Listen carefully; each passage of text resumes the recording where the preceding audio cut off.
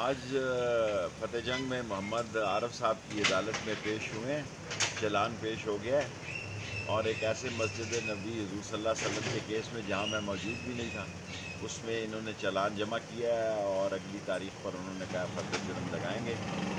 ये झूठों की, नाअहलों की और नालायकों की हुकूमत है। इंशाअल्लाह सच की फतह होगी, इंसाफ का झंडा बुलंद होगा और नबी का झंडा बुलंद होगा।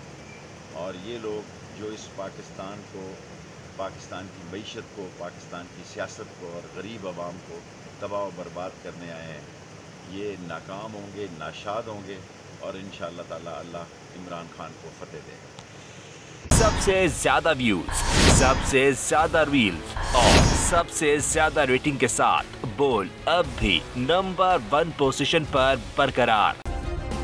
सब्सक्राइब करें और बेल दबाएं ताकि कोई खबर रह न जाए।